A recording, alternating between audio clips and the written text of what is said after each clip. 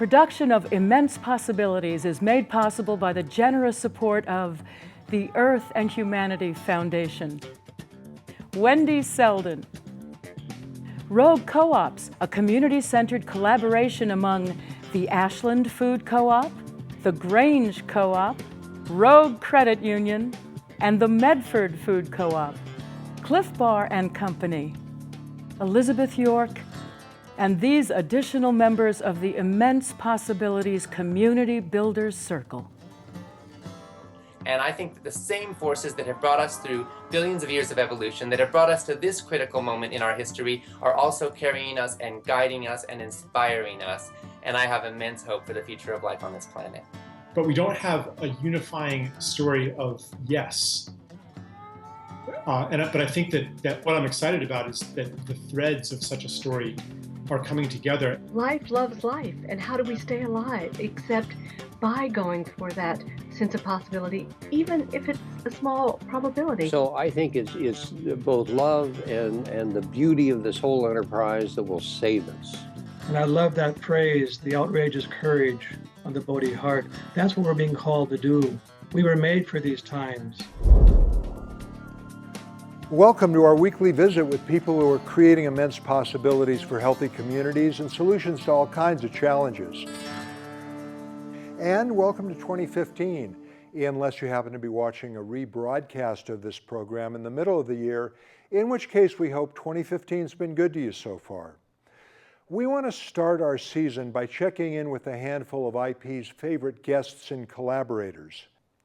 We'll ask each of them 3 questions. What has you most excited as we begin a new year? What has you especially troubled or concerned? And what would you say to someone who's really feeling discouraged or dispirited about the state of the world?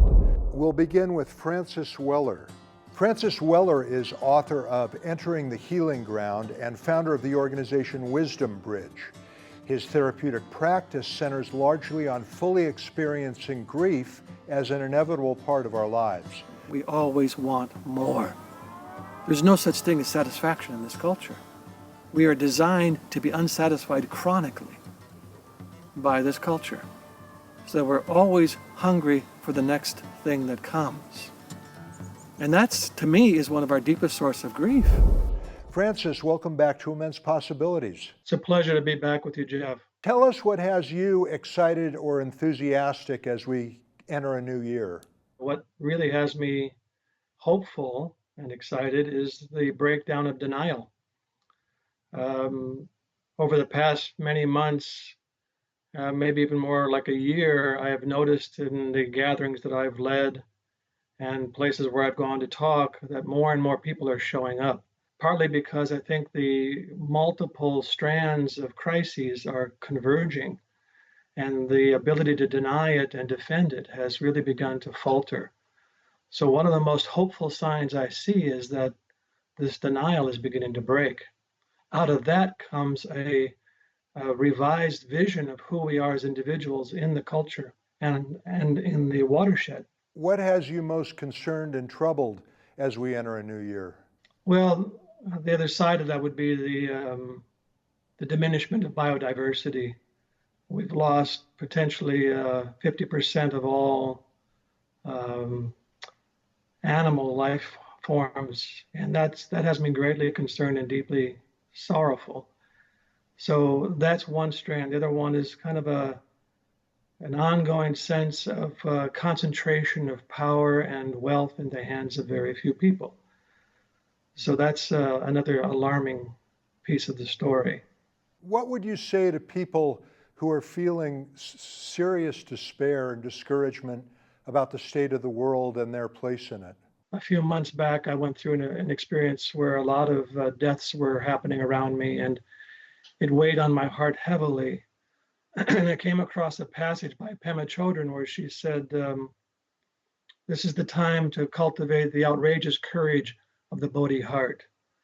And I love that phrase, the outrageous courage of the Bodhi heart. That's what we're being called to do. We were made for these times, as Clarissa Pinkola Estes said. And we have to find that courage to keep turning into the wind, turning into the storm as it hits the shore.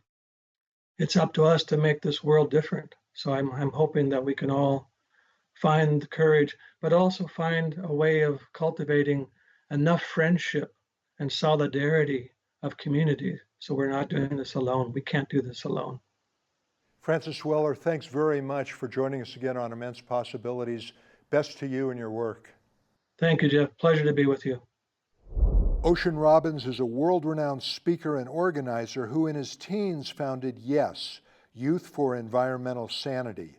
His books include Choices for Our Future and The Power of Partnership. Everywhere there's war, there are people working for peace. Everywhere there's injustice, people are taking a stand for justice. Everywhere there's environmental destruction, people are working for right relation with the earth. And it gives me so much hope to be able to know this reality from my own personal experience through the eyes and lives and stories and struggles and dreams of people all over this planet that are doing something and trying to do it differently. Ocean, welcome back to Immense Possibilities. It's good to see you. It's great to see you too. What has you most excited as we enter a new year? I am thrilled by the explosive growth of the food movement. All over the world, people are sick of being sick. We're fed up with toxic food. We're hungry for a change, and we're taking action. In the last 15 years, we've seen a fourfold increase in farmers markets, community-supported agriculture programs, sales of organic foods. Non-GMO certified products have gone from nothing to a $5 billion industry in just 3 years. More and more people are taking a stand for their lives and their health, and I think we are just getting started. Tell us what has you the most concerned or troubled as we enter a new year. I am deeply concerned by the way in which so many of our political leaders seem to fundamentally be accountable not to voters, but to donors. And the reality in that is that those who have the most money wind up having the most influence. And that creates an economic context in which the status quo prevails and is entrenched. And we have a status quo in the world of food that has become in many ways toxic. So we now have an FDA and a USDA and a government whose policies are for the most part representative of that which big food and big agribusiness wants. They're doing the bidding of Monsanto and McDonald's and the big corporations, and they're not looking out for the well-being of us, the people. And that scares me, that disturbs me, and it especially disturbs me how many kids are growing up with diabetes. 1 in 3 kids is expected to get diabetes in their lifetime, and how many people of color and people of low income are suffering the greatest consequences from our toxic food culture, with epidemic rates of diabetes and heart disease and cancer and obesity that are plaguing so many communities. And it disturbs me and it frightens me how many people think it's their fault that they're sick and unhealthy and don't realize there are systems in place that are systematically rewarding behaviors and corporate policies and agribusiness practices that have our food supply saturated with pesticides and chemicals and hormones and antibiotics and genetically modified organisms. And all of these things together are creating a toxic soup that's destabilizing the health and well-being, not just of the present population, but of the next generation. Now, with that in mind, if someone's watching who's deeply discouraged about the world and its future, what would you say to him or her? If you feel discouraged about the world and its future, I want to say you've got good reason to be. The problems are immense. But at the same time, every ounce of love and goodness and beauty that we can manifest, every act of courage, every stand for life is precious and sacred and beautiful. And it is precisely because humanity and the earth is worth loving and worth fighting for and worth standing for that we grieve when there is loss and suffering. But it's also because of that that we have hope. There's always hope. As long as there's breath in your lungs, as long as there's blood in your veins, as long as there is a prayer and a dream of possibility in your heart, then hope is very much alive in this world. And I think that the same forces that have brought us through billions of years of evolution, that have brought us to this critical moment in our history, are also carrying us and guiding us and inspiring us. And I have immense hope for the future of life on this planet. Ocean Robbins, thank you for your work, and thanks for joining us again on Immense Possibilities.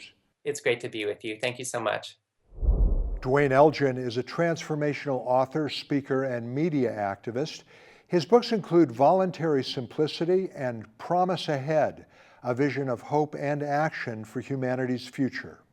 And if you look at hunter-gatherer societies and others around the world that have rites of passage, times of initiation, that go from adolescence to adulthood, there are three things that happen in those rites of passage.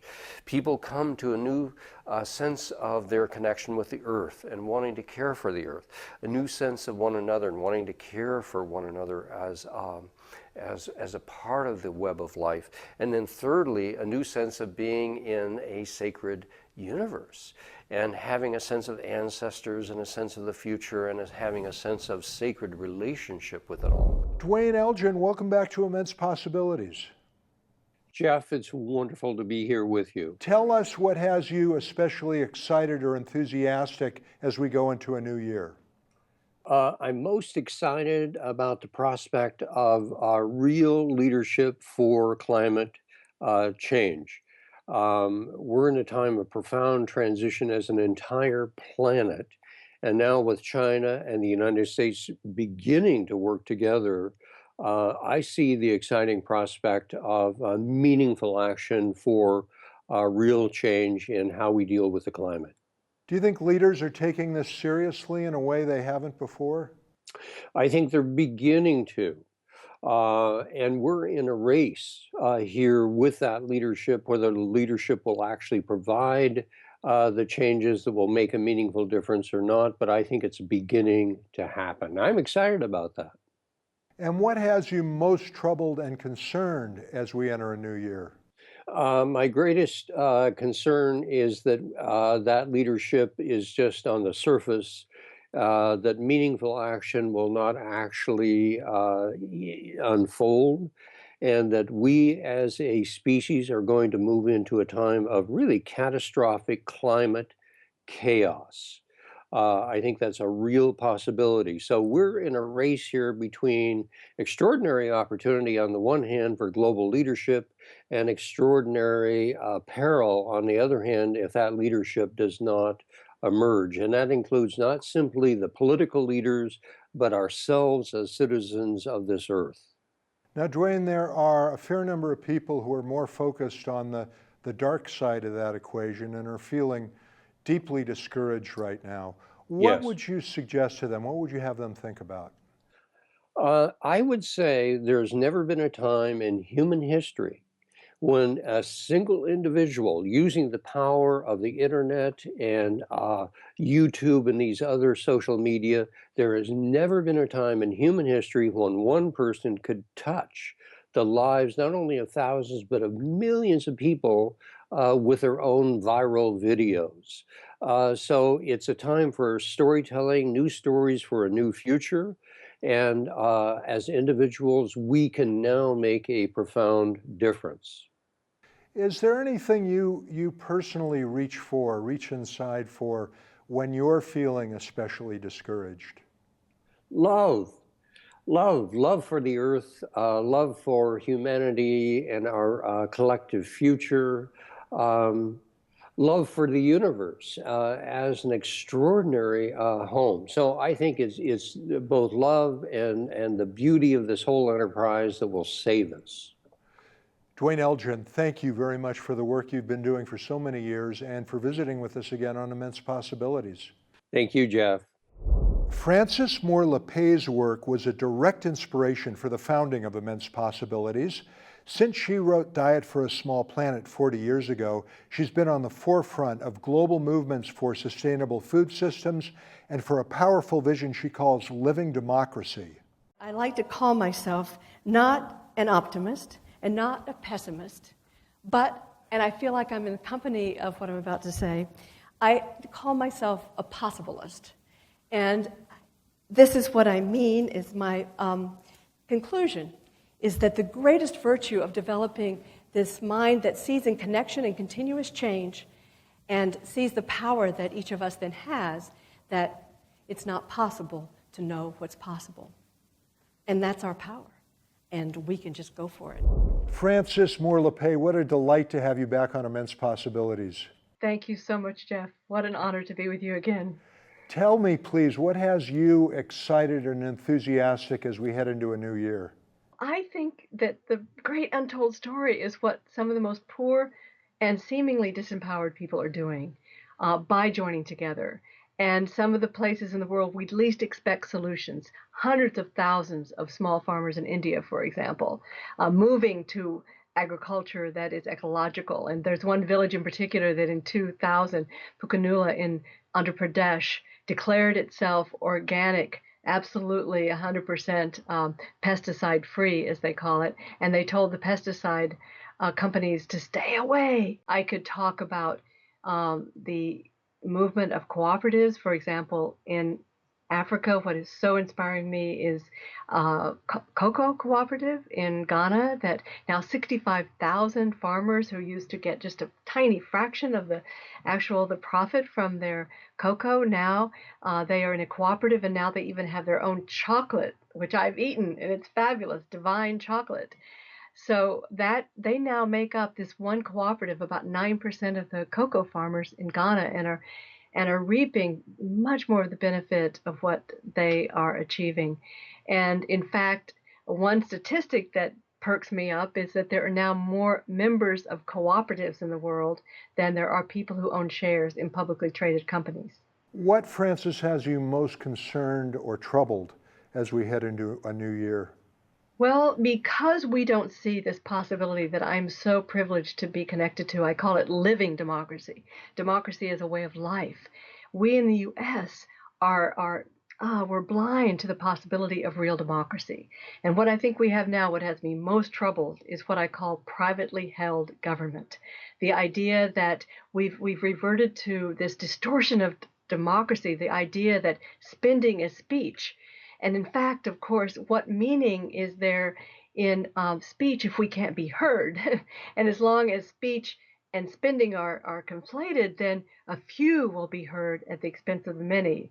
And so this power of private wealth over our political decision making is what is really could break my heart if I didn't see a possibility of true democracy. This is what I want to devote much of my life to, is spreading the sense of possibility of living democracy, real democracy, freed from the domination of wealth. And it is doable in our society. It has been achieved elsewhere.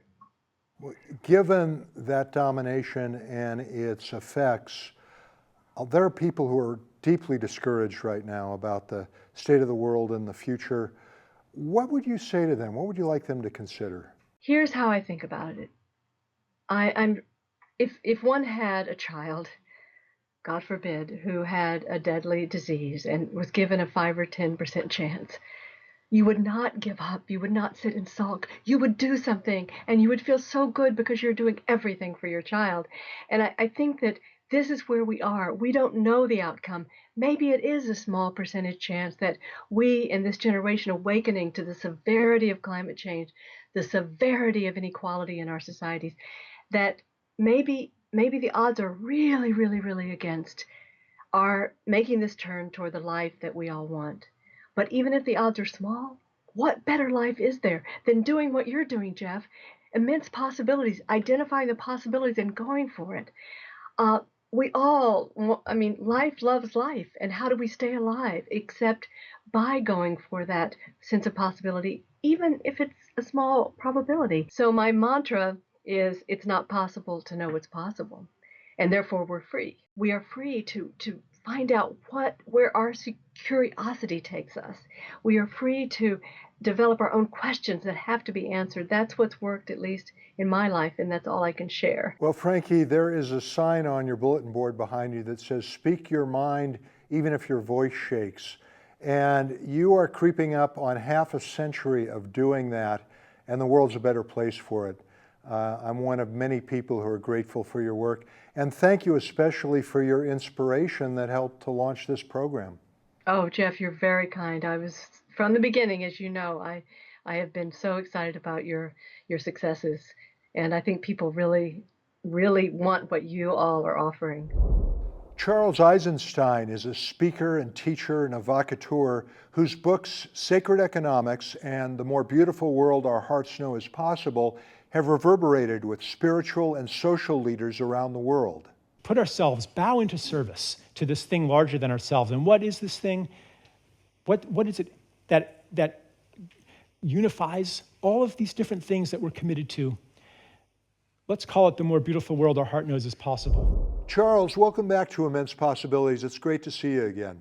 Thank you, Jeff. It's good to be here again. Tell us what has you particularly excited as we enter a new year.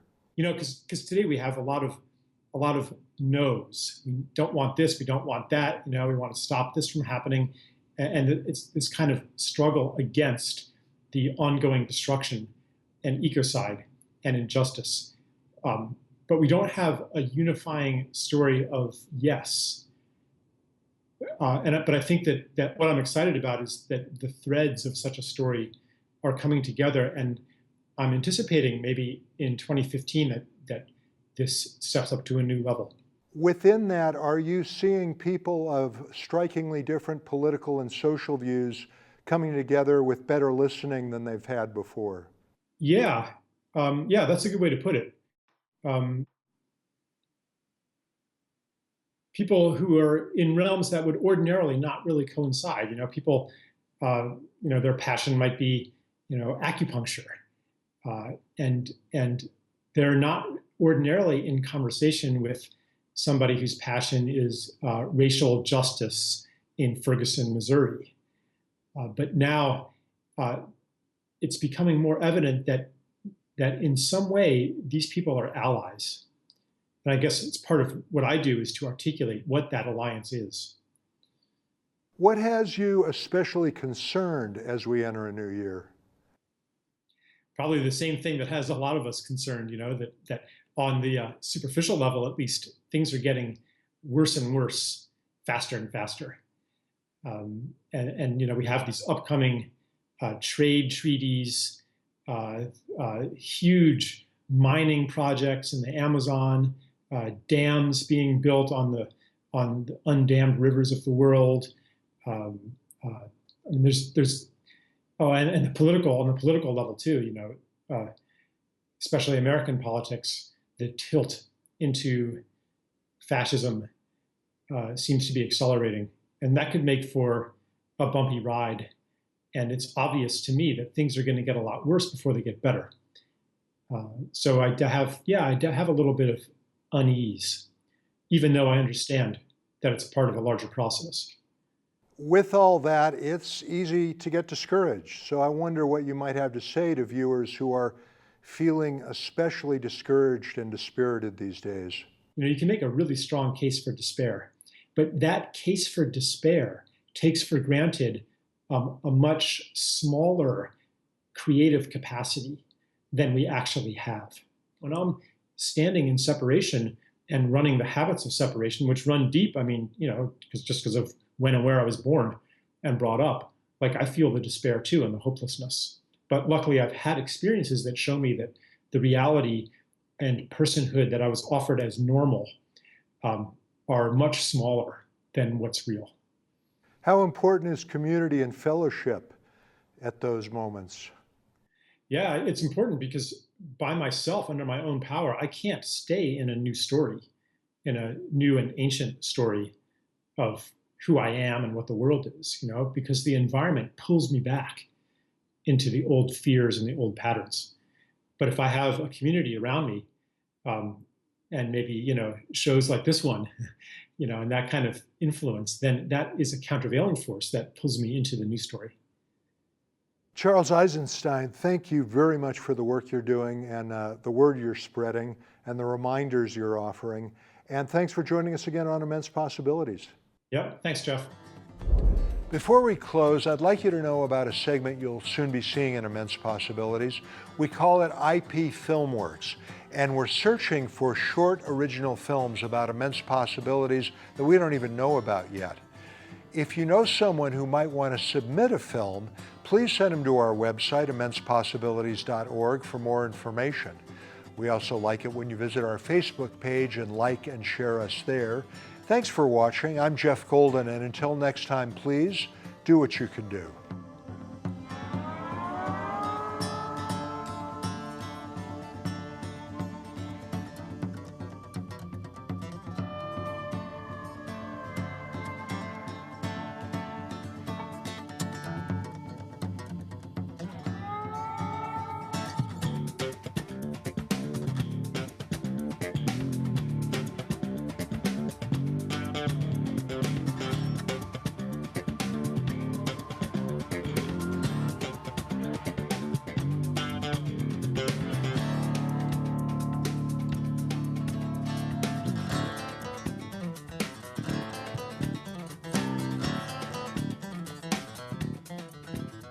Thanks for watching to learn about tonight's immense possibility.